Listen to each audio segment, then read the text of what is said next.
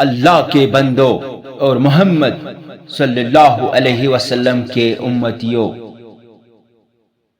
آپ کے اور میرے آقا حضرت محمد عربی صلی اللہ علیہ وسلم نے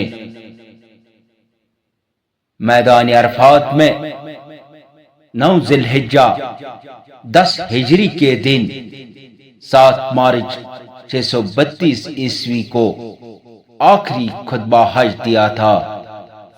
آئیے اس خطبے کے اہم نکات کو دہرا لیں، کیونکہ ہمارے نبی صلی اللہ علیہ وسلم نے کہا تھا، میری ان باتوں کو دوسروں تک پہنچائے، اور ہم امید کرتے ہیں آپ بھی اس ویڈیو کو غور سے سنیں گے اور ویڈیو کو پسند بھی کریں۔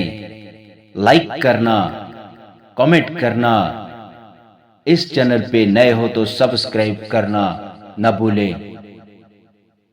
چلیے ویڈیو کی اور سنیں گے ان اہم نکات کو جن کو ہم دہرانے جا رہے ہیں۔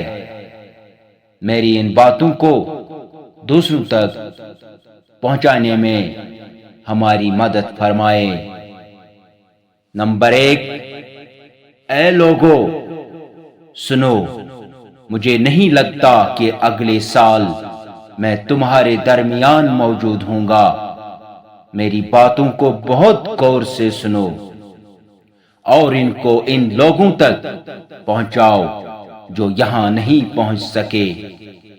نمبر 2، اے لوگو، جس طرح یہ آج کا دن، یہ مہینہ اور یہ جگہ عزت و حرمت والے ہیں، بالکل اسی طرح دوسرے مسلمانوں کی زندگی عزت اور مال حرمت والے ہیں، تم اس کو چھیڑ نہیں سکتے۔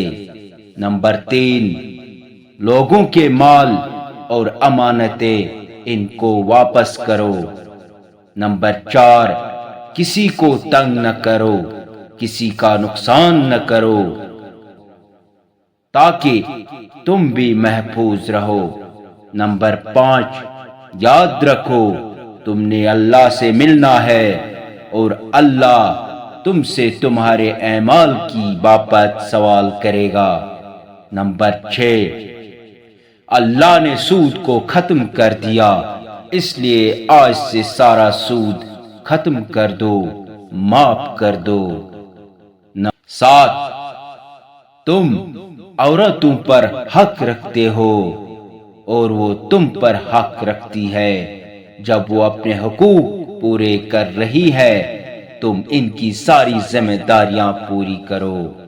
نمبر 8، عورتوں کے بارے میں نرمی کا رویہ قائم رکھو، کیونکہ وہ تمہاری شراکت دار، پارٹنر اور بے لوث خدمت گزار رہتی ہے۔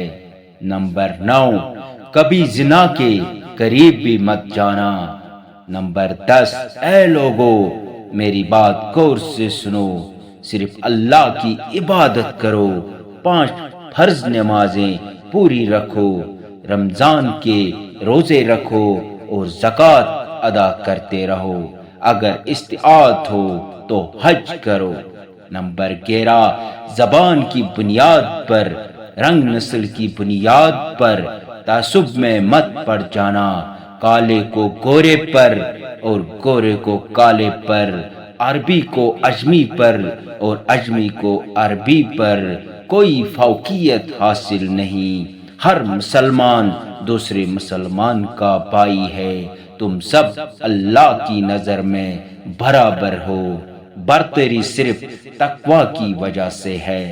نمبر 12، یاد رکھو تم ایک دن اللہ کے سامنے اپنے اعمال کی جواب دہی کے لیے حاضر ہونا ہے، خبردار رہو میرے بیت گمراہ نہ ہو جانا۔